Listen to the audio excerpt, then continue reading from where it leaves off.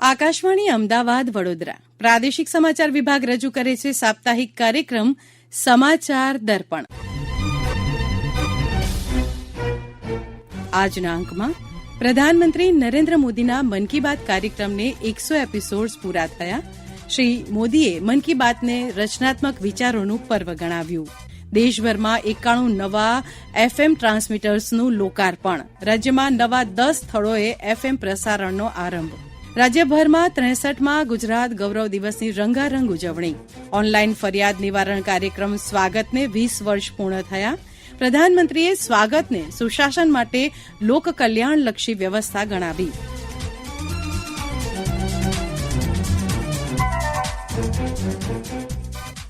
પ્રધાનમંત્રી નરેન્દ્ર મોદીના આકાશવાણી પરથી પ્રસારિત થતા મન કી બાત કાર્યક્રમના 100 એપિસોડ પૂર્ણ થયા.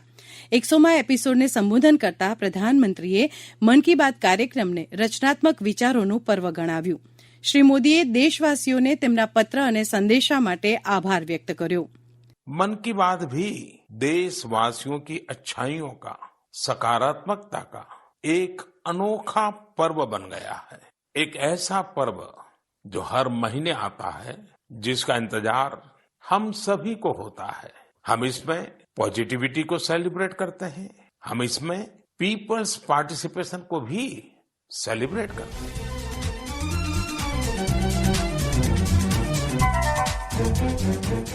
આ અવસરે ગાંધીનગરમાં રાજભવન ખાતે રાજ્યપાલ આચાર્ય દેવવ્રતની અધ્યક્ષતામાં એક ખાસ સમારોહ યોજાઈ ગયો.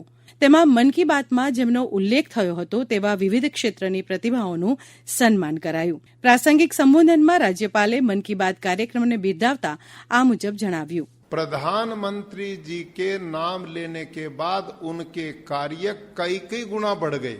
जो जहां पर बैठकर समर्पण भाव निस्वार्थ से काम कर रहा है, उस व्यक्ति को तो प्रमोट किया ही, उनके व्यवसाय को भी उन्होंने लोगों को बीच में पुनः स्थापित करने का काम किया.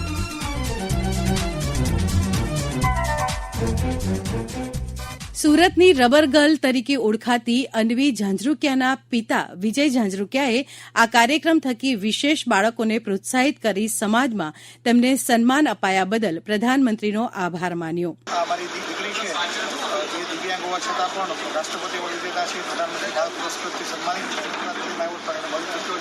અને આદરણીય વડાપ્રધાન માનનીય મોદી સાહેબે એમના 93મા એપિસોડમાં 25 સપ્ટેમ્બરના 2022ના રોજ જે મન કી બાતનો એપિસોડ હતો એમાં અન્વીની સંઘર્ષ ગાથા વિશે, એની યોગની સ્વીકૃતિ વિશે વિસ્તૃતપૂર્વક વાત કરેલી. જ્યારે મોદી સાહેબે મન કી બાત કાર્યક્રમમાં અન્વીની યોગ સાધના વિશે વાત કરી એ પછી અમારું જીવન એટલું બધું બદલાઈ ગયું છે કે સમાજનો અન્વી પ્રત્યે જોવાનો આખો નજરિયો બદલાઈ ગયો છે. પહેલાં જે એક લાચારને એક વિચારી દ્રષ્ટિથી જોતા હતા એ જ સમાજ આજે એક પ્રાઉડ મોમેન્ટ તરીકે, પ્રાઉડ ગર્લ તરીકે એને જોવે છે. અને અલગ અલગ સંસ્થાઓ, અલગ અલગ કોલેજો, અલગ અલગ સામાજિક મેળાવડાઓની અંદર અન્વીને પરફોર્મન્સ માટે આમંત્રણ આપવામાં આવે છે. મન કી બાતની અંદર માનનીય વડાપ્રધાનશ્રીએ કરેલી કે અન્વીની આખી યોગ સાધના ઉપર એક રિસર્ચ થવું જોઈએ એ વાતનો એટલો બધો સરસ પ્રતિસાદ મળ્યો છે કે અલગ અલગ સંસ્થાઓમાં જઈ અને અમે અન્વીનું પરફોર્મન્સ કરાવીએ છીએ અને ત્યાં લોકોને યોગ પ્રત્યે અવેર કરીએ છીએ. અને આ તબક્કે અમે મોદી સાહેબનો ખૂબ ખૂબ આભાર માનીએ છીએ કે એને અમારી દીકરીની વાત કરી અને અમારી દીકરીની સંઘર્ષ ગાથા અને જીવનમાં આવેલ પરિવર્તન વિશે વિશ્વને અવગત કર્યું.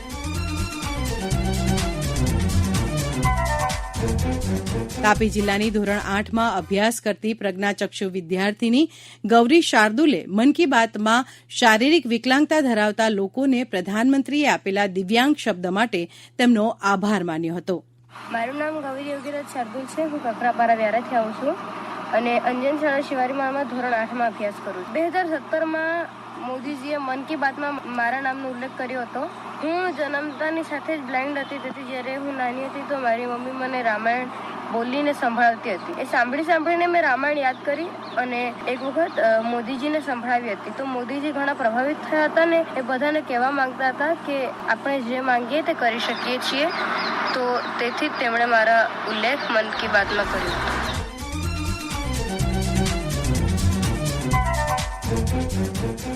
જાણીતા પત્રકાર દેવેન્દ્ર પટેલે મન કી બાત કાર્યક્રમને પ્રધાનમંત્રીના વિચારો લોકો સુધી પહોંચાડવા માટેનું સફળ માધ્યમ ગણાવ્યું.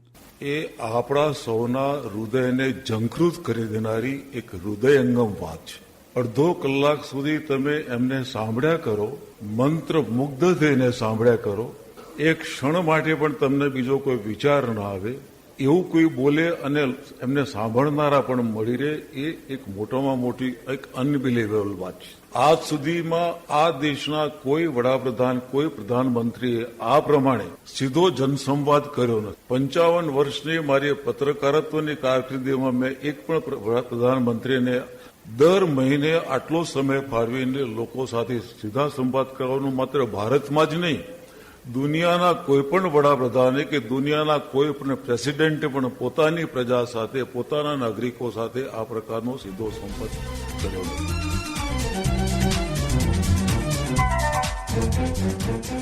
દેશના ખૂણે ખૂણે જનમાનસ સુધી પહોંચતું સફળ માધ્યમ એટલે કે આકાશવાણી.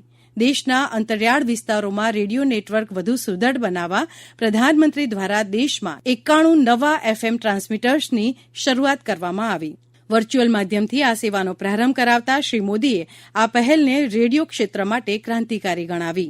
बीते वर्षों में देश में जो टेक रिवॉल्यूशन हुआ उसने रेडियो और विशेषकर एफएम को भी नए अवतार में गढ़ा है. इंटरनेट के कारण रेडियो पिछड़ा नहीं बल्कि ऑनलाइन एफएम के जरिए, पॉडकास्ट के जरिए इनोवेटिव तरीके से सामने उभर करके आया है. यानी डिजिटल इंडिया ने रेडियो को नए लिसनर्स भी दिए हैं और नई सोच भी दी है. ऑल इंडिया रेडियो की एफएम सर्विस का एक्सपांशन ऑल इंडिया एफएम बनने की दिशा में एक बड़ा और महत्वपूर्ण कदम है.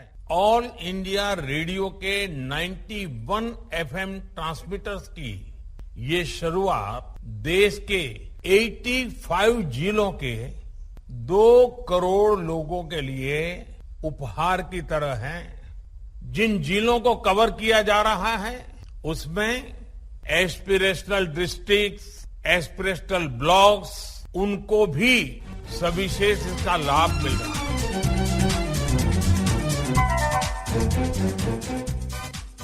રાજ્યના કેવડિયા, વેરાવળ સહિતના 10 સ્થળોએ એફએમ સેવા શરૂ થતા અબાલ વૃદ્ધોએ તેને આવકારી છે. જૂનાગઢ સાંસદ રાજેશ ચુડાસમાએ સૌરાષ્ટ્રમાં 6 નવા કેન્દ્રો શરૂ કરવા બદલ સરકારનો આભાર માન્યો. સમગ્ર દેશમાં 91 જેટલા એફએમ સ્ટેશન શરૂ થવા જઈ રહ્યા છે, જેમાં ગુજરાતમાં 10 અને સૌરાષ્ટ્રમાં 4, સુરેન્દ્રનગર, બોટાદ, ખંભાળિયા અને વેરાવળ. ખાસ કરીને આ વિસ્તારમાં પ્રવાસન વિભાગને કારણે લોકોની ખૂબ ડિમાન્ડ હતી કે અહીંયા એફએમની શરૂઆત. જ્યારે નરેન્દ્રભાઈ દેશના પ્રધાનમંત્રી બન્યા ત્યારે આપણે જાણીએ છીએ કે ટેલિવિઝનના માધ્યમથી, આપણે દૂરદર્શનના માધ્યમથી, આપણે સમાચાર પત્રો, રેડિયોના માધ્યમથી આપણે સમાચાર સાંભળતા હતા. ધીમે ધીમે અત્યારની પેઢી એ વાતને ભૂલતી હતી, પણ દેશના પ્રધાનમંત્રીએ જ્યારે મન કી બાતની શરૂઆત કરી ત્યારે એમનો કોન્સેપ્ટ એ જ હતો કે અત્યારની પેઢીને પણ આકાશવાણી, દૂરદર્શનનું મહત્ત્વ સમજાય. અને ભૂતકાળમાં જ્યારે કોઈ ટેકનોલોજી નથી ત્યારે આકાશવાણીના માધ્યમથી આપણે એકબીજાના સંપર્કમાં અને દુનિયા અને દેશ સાથે આપણે માહિતી મેળવતા.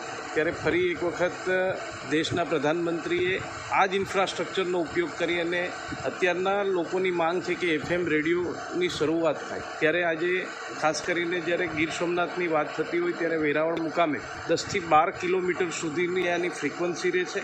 અને આવનારા સમયમાં લોકોને એફએમના માધ્યમથી આનંદ પણ માણવા મળશે અને આકાશવાણીના માધ્યમથી લોકોને સમાચાર પણ મળતા રહેશે.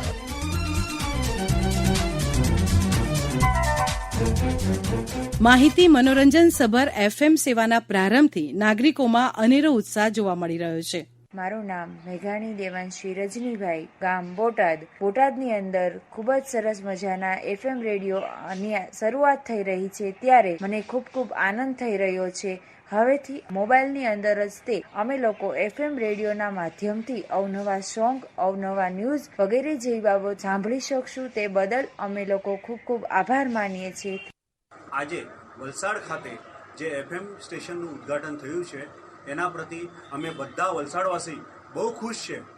આનો લાભ નાનાથી નાના માણસને ને મોટાથી મોટા માણસને મળશે અને સમાચારો ને બધી વિગત બધા માણસને જાણવા મળશે.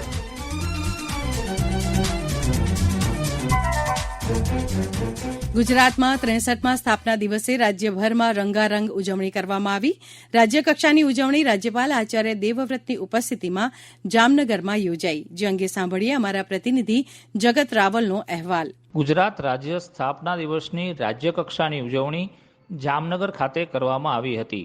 જામનગરમાં અનેકવિધ કાર્યક્રમો દ્વારા રાજ્યકક્ષાની ઉજવણીમાં મોટી સંખ્યામાં શહેરીજનો ઉપસ્થિત રહ્યા હતા. જામનગરમાં સત્યસાઈ સ્કૂલના મેદાન ખાતે ભવ્ય શસ્ત્ર પ્રદર્શન યોજવામાં આવ્યું છે, જે આગામી 2 દિવસ સુધી ચાલુ રહેશે. શસ્ત્ર પ્રદર્શનનું ઉદ્ઘાટન રાજ્યના આરોગ્ય મંત્રી ઋષિકેશભાઈ પટેલ હસ્તે કરવામાં આવ્યું હતું. આ જ તકે અલગ અલગ વિકાસ કામોના ઈ લોકાર્પણ, ઈ ખાતમુહૂર્ત અને ઈ ભૂમિપૂજન પણ હાથ ધરવામાં આવ્યા હતા, જેમાં કુલ 352 કરોડ રૂપિયાના ખર્ચે 551 કામો ખુલ્લા મૂકવામાં આવ્યા હતા. ત્યારબાદ જામનગરના જિલ્લા પંચાયત નજીક આવેલા સર્કલમાં મહારાણા પ્રતાપની ₹35 લાખના ખર્ચે તૈયાર કરેલી કાશ્ય પ્રતિમાને પણ ખુલ્લી મૂકવામાં આવી હતી.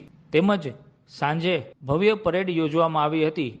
પ્રદર્શન ગ્રાઉન્ડ ખાતે રંગારંગ કાર્યક્રમમાં ગુજરાતની ઝાંખી, જામનગરનો ઇતિહાસ, સાથોસાથ ગુજરાત ગરિમા એવોર્ડ રાજ્યપાલ શ્રી આચાર્ય દેવવ્રતજીના હસ્તે એનાયત કરવામાં આવ્યા હતા. જામનગરમાં યોજાયેલા આ ત્રિવિધ કાર્યક્રમોમાં અનેક લોકોએ ભાગ લીધો હતો.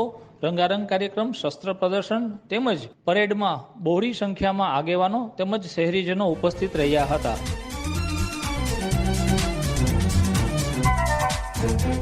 ગુજરાત ગૌરવ દિવસ નિમિત્તે જામનગરને 350 કરોડ રૂપિયાના પ્રજાલક્ષી વિકાસ કામોની ભેટ મળી. આ અવસરે આરોગ્યમંત્રી ઋષિકેશ પટેલ, કૃષિમંત્રી રાઘવજી પટેલે ગુજરાતની વિકાસ યાત્રાને ઉજાગર કરી હતી અને ગુજરાત રાજ્યની સ્થાપના માટે શહીદ થયેલા આંદોલનકારીઓને યાદ કર્યા હતા.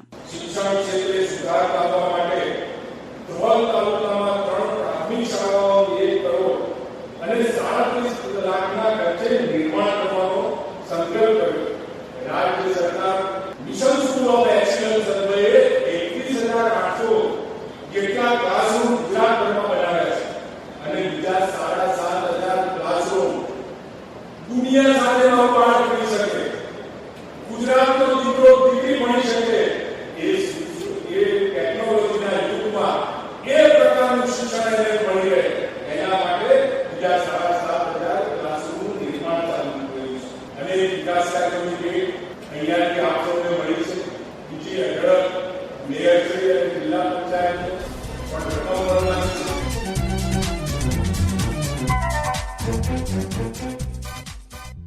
ગુજરાત સરકારની ફરિયાદ નિવારણ માટે સ્વાગત પહેલને 20 વર્ષ પૂર્ણ થયા છે. આ કાર્યક્રમના 2 દાયકા પૂર્ણ થવાના અવસરે ગાંધીનગરમાં યોજાયેલા કાર્યક્રમમાં પ્રધાનમંત્રી નરેન્દ્ર મોદીએ સ્વાગતને લોક કેન્દ્રિત શાસન પ્રણાલી માટે ઉદાહરણરૂપ ગણાવી. गवर्नेंस केवल नियम, कानूनों और पुरानी लकीरों तक ही सीमित नहीं होती. गवर्नेंस होती है इनोवेशन से, गवर्नेंस होती है नए आइडियाज से. गवर्नेंस एक प्राणहीन व्यवस्था नहीं है.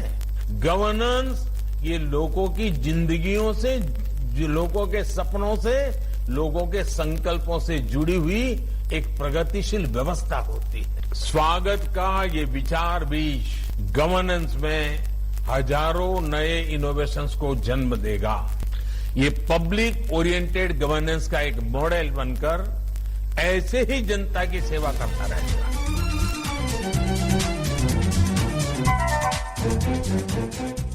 ટેકનોલોજી વડે સ્વાગત સેવાનો લાભ લઈ ફરિયાદોનું નિરાકરણ શક્ય બન્યું છે. આ સેવાના લાભાર્થીએ આ પહેલ માટે સરકારનો આભાર માનતા આ મુજબ પ્રતિભાવ આપ્યો. મારું નામ દિનેશભાઈ રાણા છે. હું ધોળકા ગામનો વતની છું. સરકારશ્રીના સ્વાગત કાર્યક્રમમાં મેં મારી અરજી મૂકેલ હતી પાણી અને પંખાની વ્યવસ્થા કરવા બાબત. વહીવટી તંત્ર તરફથી મને સારો એવો જવાબ મળ્યો. 10 દિવસમાં આ પ્રશ્નનો નિકાલ આવી જશે. લોકોના પ્રશ્નો હલ કરવા માટે મેં આ સવાલ કર્યો હતો અને આ સવાલ 10 દિવસની અંદર નિકાલ આવી જશે. આ સાથે સમાચાર દર્પણનો આજનો અંક અહીં સમાપ્ત કરીએ છીએ. સમાચાર દર્પણ દર મંગળવારે રાત્રે 9:15 રજૂ કરવામાં આવે છે. સંકલન અને રજૂઆત હિના મોદી. લેખન સંપાદન અપર્ણા ખૂંટ.